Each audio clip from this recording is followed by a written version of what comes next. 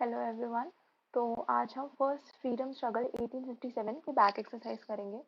So choose the correct answer. Who led the freedom struggle of 1857 in Bundelkhand?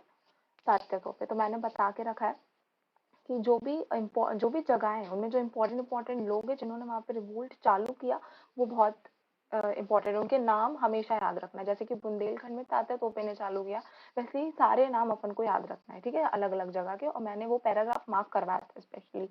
So the second thing is the British governor general of India in 1857 was Canning. ठीक है, now fill in the blanks. After being arrested Bahadur Shah two was sent to Rangoon. तो हमें पता है कि बहादुर Shah to को जब arrest कर लिया गया था उन्हें कहाँ भेज दिया गया था? रंगून। और फिर वहां पे उनको एग्जीक्यूट कर दिया गया था। Many Indian states were annexed to the British empire as a result of Dalhousie's doctrine of lapse. ठीक है, तो बहुत सारे जो इंडियन स्टेट्स थे वो ब्रिटिश के हाथों में आ गए थे क्योंकि डलहौजी ने एक पॉलिसी बनाई थी जिसका नाम था डॉक्ट्राइन ऑफ लैप्स। ठीक है, an ordinance passed by British Parliament, India was placed under the direct control of Crown। ठीक है, अब इसका क्या मतलब है? इसका ये मतलब है कि जो जो इंडिया का रूल था वो पहले किसके पास था? वो ईस्ट इंडिया कंपनी के पास था। तो क्या हुआ, ये जो ईस्ट इंडिया कंपनी का जो पास जो हमारे इंडिया का रूल था वो उनसे लेकर ब्रिटिश गवर्नमेंट को दे दिया गया। ठीक है, सो बेसिकली क्राउन को दे दिया गया, ये मतलब है। The people of Delhi proclaimed Bahadur Shah two as the emperor of India. तो हमें पता है जो कुछ सोल्जर्स थे जिन्होंने उस टाइम पे रिवोल्ट किया था वो दिल्ली की तरफ मार्च करके गए थे और उन्होंने वहां पे जाके बहादुर शाह टू को इंडिया का एम्परर बना दिया था। Then, British historians termed freedom struggle of 1857 as the Sepoy Mutiny। मतलब कि जो सोल्जर्स इतने रिस्पेक्टेड थे, ठीक है, जिन जिन सोल्जर्स की और जिन फ्रीडम फाइटर्स की हम इतनी रिस्पेक्ट करते हैं, इंडिया इतना रिस्पेक्ट करता है, ठीक है, 1857 की जिन्होंने रिवोल्ट लड़ी है उन्हें ब्रिटिश के हिस्टोरियंस ने सिर्फ क्या कह दिया? द सेपॉय ऑफ म्यूटिनी करके बस मजाक उड़ा दिया। ठीक है, so match the following. Simple है, बेगम हजरत महल कहाँ से? अवध। ठीक है, मंगल पांडे बैरकपुर, तात्या तोपे शिवपुरी, नाना साहेब बिथुर और बहादुर शाह जफर दिल्ली। ठीक है, अभी हम यहाँ आते हैं very short answer type questions.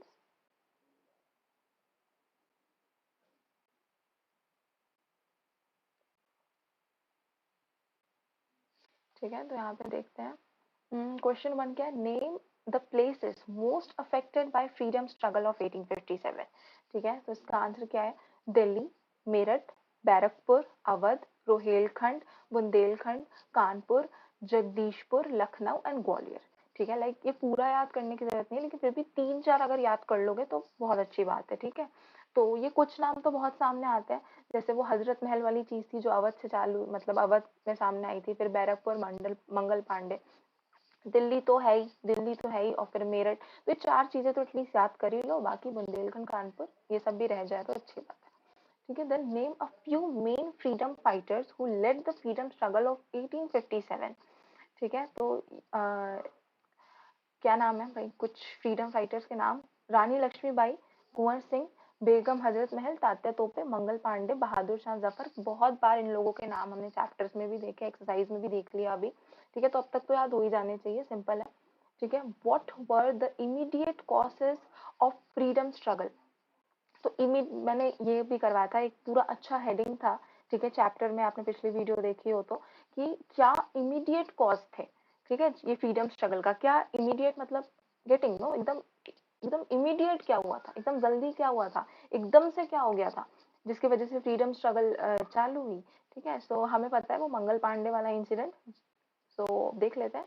The immediate cause of the revolt of 1857 was the cartridge incident।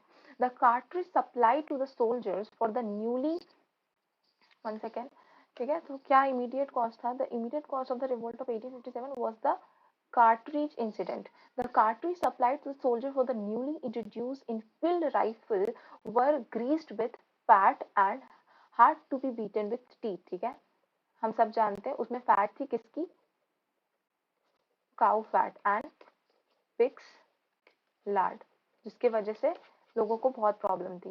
And had to be beaten with teeth before being loaded in the rifle. ठीक है, तो उसे टीथ से खोलने की जरूरत होती थी, जिसकी वजह से बहुत से इंडियन सोल्जर्स को इससे प्रॉब्लम थी। The rumours felt that the cartridge were greased with the fats of cows and pigs as such many Indian soldiers refuse to use them.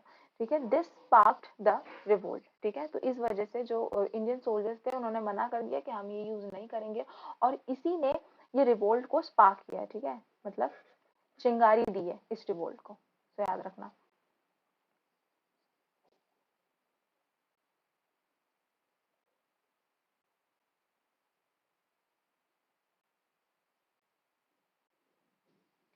ठीक है, तो शॉर्ट आंसर टाइप क्वेश्चन देख लेते हैं। अब अगला शॉर्ट आंसर टाइप क्वेश्चन है।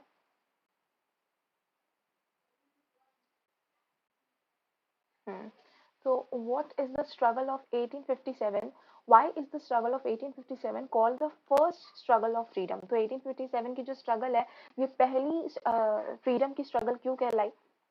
The struggle for freedom of 1857 is considered as a glorious and revolutionary event in the history of India. The revolution of 1857 was the first armed revolution which was so widespread and powerful that it shook the foundation of British Empire. तो ये जो पूरी lines हैं ये book से सीधे सीधे ली गई हैं। ठीक है, इसलिए बुक की रीडिंग अच्छी होनी चाहिए। By keeping the national problems on center stage, the revolution of 1857 challenged the existence of East India Company's rule. ठीक है, the revolution of 1857 was a nationwide organized struggle for putting up an end to the British rule. Although this struggle failed in its mission, its memories and inspirations are still alive in the heart of common men among the Indian people, and awakening took place followed by the freedom struggle. तो ये first struggle of freedom क्यों कहलाती है? सबसे पहले तो इसी वक्त लोगों को रियलाइज हुआ कि नहीं, अब हमें खड़े होके बोलने की जरूरत है, हम ऐसे नहीं रह सकते, पॉलिसीज अच्छी नहीं है, लॉस अच्छी नहीं है। ठीक है, तो ये तो बात है ही। ठीक है, और इतनी बड़ी नेशन वाइड रिवोल्ट वो पहली बार हुई थी। ठीक है, लाइक इतनी मास में लोगों ने इसमें पार्ट लिया था, तो दैट वाज वेरी गुड। ठीक है, और ईस्ट इंडिया कंपनी रूल को एक बहुत बड़ा झटका पे मिला था इससे। ठीक है, तो ये दो तीन पॉइंट है, इसको अच्छे से याद रख लेना। सिर्फ हिस्ट्री पार्ट, इसमें कुछ भी वैसा नहीं है, सिर्फ कहानी याद होगी तो सेंटेंस तो हो ही जाएंगे। Why did the 1857 upsprings against the British rule failed? Why did the 1857 uprisings why did the 1857 uprisings against the British rule failed? ठीक है, तो जब 1857 में हम लोगों ने खड़े होकर उन पर रिवोल्ट किया तो फेल क्यों हो गई? ठीक है, तो बहुत से रीजंस थे, सिर्फ 4-5 रीजंस थे, हमने पहले भी पढ़े थे। तो तुम्हें छोटे छोटे मतलब छोटे छोटे वो सारे रीजंस लिख देना। ठीक है, देखते हैं यहाँ पे क्या लिखा है। लैक ऑफ ऑर्गेनाइज पॉलिसी, सिर्फ हेडिंग हेडिंग लिखी हुई है, लैक ऑफ ऑर्गेनाइज पॉलिसी। ठीक है, कि हम ऑर्गेनाइज नहीं थे। Leadership and traditional weapons are the main factor responsible to the failure of 1857 awakening. ठीक है, तो लीडरशिप, कोई अच्छा लीडर नहीं था, हम किसी अच्छे गाइडेंस के अंडर नहीं थे। ठीक है, देन ट्रेडिशनल वेपन्स, ठीक है, हम स्वॉर्ड और ये सब यूज कर, तलवार और ये सब यूज कर रहे थे। ठीक है, जबकि उनके पास गन्स होते थे। ठीक है, फिर while the British army and leaders were well planned in the resources and policy, the rising did not spread throughout the country. ठीक है, और ये थ्रू आउट द कंट्री नहीं फैली। जिन लोगों को इससे फायदा हो रहा था सिर्फ उन्हीं लोगों ने इसमें पार्ट लिया। ठीक है, तब भी वो एक बहुत ग्रेट मास था, बहुत सारे लोग थे इसमें, लेकिन स्टिल सारे लोग नहीं थे ना। ठीक है, तो that was the reason. It was confined to some pockets of India, Sindh, Kashmir, Rajputana, East Bengal, South India, and most of the Punjab did not take part in it. ठीक है, तो ये पूरा रिवोल्ट है, confined था कुछ ही Indian parts के, मतलब कुछ ही इंडियन पार्ट्स में बंधा हुआ था, कुछ ही इंडियन पार्ट्स इसमें इंडियन पार्ट्स में जो पीपल थे वो इसमें पार्ट ले रहे थे, और कई अलग अलग जगह, मतलब कई बड़ी बड़ी जगहों पे पीपल इसमें पार्ट नहीं ले रहे थे, जैसे कि Sindh, Kashmir, Rajputana, east Bengal, South India, and most of the Punjab did not take part in it. Then the Sikh, Rajput, and Gorakh battalions remained faithful to British and even helped them in suppressing the revolt. ठीक है, तो कुछ लोग, मतलब कुछ लोग तो सांस नहीं दे रहे थे, और कुछ हमारे इंडिया में से ही कुछ टीम्स ऐसी थी जिन्होंने उल्टा ब्रिटिशर्स की हेल्प कर दी इस रिवोल्ट को सप्रेस करने में, दबाने में। ठीक है, then question number 3, why were the Indian rulers angry with the British rule? ठीक है, तो जो इंडियन रूलर्स थे वो ब्रिटिश रूल से क्यों एंग्री थे? So the policy of exploitation for the natural and human resource of the country was a matter of dissatisfaction to the Indians. On the other hand, the policy of divide and rule proved a decisive for uprising the Indian against the company rule. ठीक है, तो सबसे important चीज तो ये कि वो लोग नेचुरल और ह्यूमन रिसोर्स, ठीक है, बहुत एक्सप्लॉइट कर रहे थे। इंडिया में उनका मेन कॉज जो था आने का वो क्या था कि वो ह्यूमन रिसोर्स और नेचुरल रिसोर्स को यूज कर सके। ठीक है, सो बिल्कुल सोचे समझे बिना वो उसको एक्सप्लॉइट कर रहे थे, खराब कर रहे थे, यूज कर रहे थे। ठीक है, नाउ दूसरी चीज क्या थी, डिवाइड एंड रूल। ठीक है, उनका एक ही फंडा था कि डिवाइड करो और रूल करो। ठीक है, so that they were trying. ठीक है,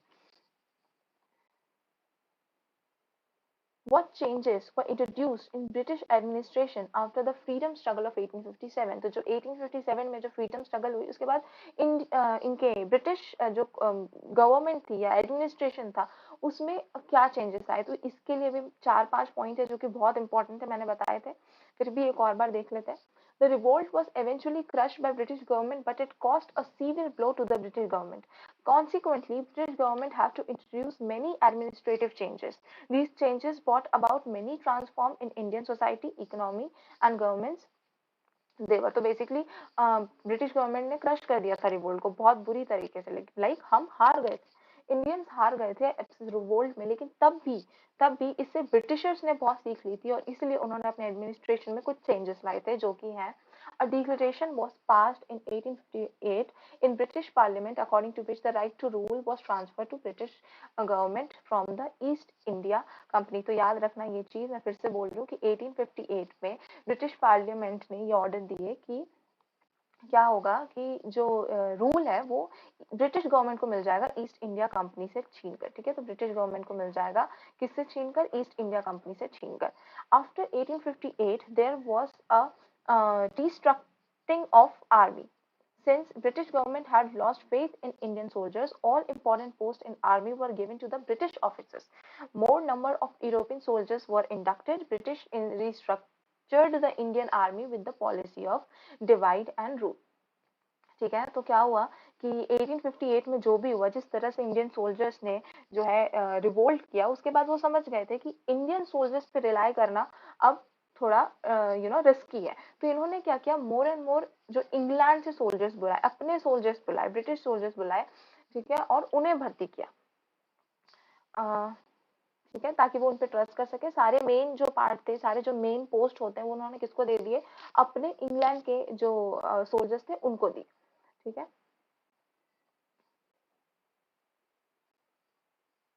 ठीक है, और इनका ये डिवाइड एंड रूल चल ही रहा था अभी भी। Then there was a change in policy of merger of states. Adoption of a successor was recognized. Native rules were assumed that no more takeover of states will take place henceforth। ठीक है, तो फिर इन्होंने हमारी तरफ थोड़ी sympathy दिखानी चालू की, मैंने पहले भी बताया था, ताकि वो जो बड़े बड़े लैंडलॉर्ड्स हैं, बड़े बड़े लीडर्स हैं, उनका सपोर्ट ले सके, जो बड़े जो रिच पीपल है, जो क्रीमी लेयर है, एटलीस्ट उनका सपोर्ट ले सके। इसलिए उन्होंने कुछ इस तरह की चीजें करी, जैसे कि उन्होंने बोला कि जो नेटिव रूल्स है, मतलब वहां पे जो रूल कर रहे हैं उनकी जमीन अब छीनी नहीं जाएगी, सिर्फ बोला। ठीक है, देन उसके बाद ये भी बोला कि अगर तुम एक सक्सेसर समझ रहे हो अपने खानदान के अंश को, even if you are adopting, हम रिकंसिडर करेंगे, हम देखेंगे उस बात को भी। ठीक है, पहले तो ये चीज मना थी, अगर तुमने किसी को अडॉप्ट किया तो नहीं, लाइक वो राज्य ब्रिटिश का हो जाएगा, वो तुम्हारा नहीं रहेगा। ठीक है, लेकिन अब इन्होंने बोला कि नहीं, ये भी रिकंसिडर होगा। Then British government showed a more sympathetic attitude towards landowners, landlords and native rulers in order to get this support। तो मैंने बताया ही अभी कि उनकी थोड़ी एक sympathetic attitude हो गई थी, किसकी तरफ, लैंड ओनर्स, लैंडलॉर्ड्स और वहाँ के नेटिव रूलर्स, मतलब सिर्फ क्रीमी लेयर के लिए। ठीक है, जो आपके रिच पीपल थे उनके लिए, ताकि वो उनका सपोर्ट ले सके। ठीक है, then comes long answer of questions।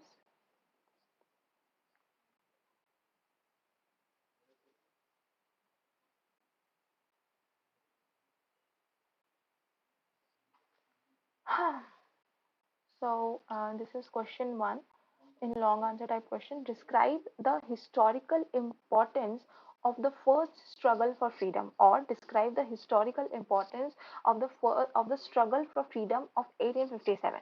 The importance of the first struggle of freedom 1857 can be discussed under the following heads। तो मतलब कि एक ही क्वेश्चन था, उसको दो अलग तरीके से बोला, और ये एमपी बोर्ड 2009 में आया भी हुआ है। ठीक है, तो बस यहाँ पे तुम्हें सेंटेंस फ्रेम करने आने चाहिए, और कुछ नहीं, यहाँ पे बस तुम्हें सेंटेंस फ्रेम करने आने चाहिए। ठीक है, तो क्या है, the end of the company rule in India. ठीक है, तो 1857 में जो रिवोल्ट है वो इंडिया में भले फेल हो गया हो, लेकिन हुआ क्या कि जो रूल था वो ईस्ट इंडिया कंपनी से छिन गया। ऑल्दो उससे छिन के ब्रिटिश के पास ही चला गया, ब्रिटिश गवर्नमेंट के पास ही चला गया, but still east India company के जो रूल था वो तो छिन गया ना। So that's the thing. The rule and administration of East India Company had British. It has. It was then thought that the Crown's administration would bring a new period of good administration. तो ये माना गया उस वक्त कि अगर जो crown का एडमिनिस्ट्रेशन मतलब कि जो मेन ब्रिटिश की गवर्नमेंट है, अगर वो इंडिया को रूल करेगी तो शायद एक गुड एडमिनिस्ट्रेशन ला पाएगी, एक अच्छा माहौल ला पाएगी। Then Indian people in government service. It was thought that with the introduce of new government, Indian people will have मैं हेडिंग को अंडरलाइन कर देती हूँ, किसी को लिखना हो तो पॉज करके लिख भी लेना, ठीक है। So it was thought that with the introduction of new government, Indian people will have good chance to secure government services, and that would be without any discrimination of color, creed, sex and other economic sounds, ठीक है। तो new government से जैसे ही introduction हुआ तो ये भी possibility थी इंडियन पीपल्स के लिए कि हम गवर्नमेंट जॉब्स को, गवर्नमेंट सर्विसेज को ऑप्ट कर सके, ठीक है, without any colour, creed, sex and other economical grounds पे कोई भी डिस्क्रिमिनेशन के अलावा, ठीक है। तो ये भी एक अच्छी चीज थी, ठीक है। उसके बाद आता है अपना रिलीजियस फ्रीडम, ठीक है। It in its post policy, it was expected, as per assurance given, that religious freedom would be given to the Indian people, and Britishers would not interfere in their religious matters, ठीक है। तो religious freedom मतलब ये जो revolt हुआ इसके बाद हमें एक और जो फायदा ये मिला कि जो हमारा रिलीजन जबरदस्ती चेंज हो रहा था, ठीक है, जो ईस्ट इंडिया कंपनी जबरदस्ती हमारा रिलीजन चेंज करवा रही थी, ठीक है, हमें क्रिश्चियनिटी में फोर्सफुली कन्वर्ट करना चाहती थी, ये चीज बंद हो गई, ठीक है। उन्होंने बोला कि नहीं, अब जो है सिर्फ जिसको जो रिलीजन मानना है वो मान सकता है और ब्रिटिश इसमें इंटरफेयर नहीं करेंगे, तो ये एक अच्छी चीज है। Assurance to the princely state. Indian kings were given assurance that their kingdoms would not be annexed. They were also told that right of adoption will also be given, ठीक है। तो मतलब ये हम जो ईस्ट इंडिया कंपनी थी उसका तो एक ही काम था कि वो किसी तरह सारे टेरिटरियल जो फील्ड थे उस पे रूल करना चाहती थी, ठीक है। तो वो सबके लैंड को धीरे धीरे धीरे धीरे धीरे धीरे अपने कब्जे में ले ली थी। तो इसलिए उसने एक पॉलिसी निकाली थी जिसमें ऐसा था कि अगर तुमने कोई बच्चा अडॉप्ट किया हुआ है तो वो तुम्हारा अंश नहीं बन सकता, वो तुम्हारे राज्य का अंश नहीं बन सकता, ये हम कंसिडर नहीं करेंगे।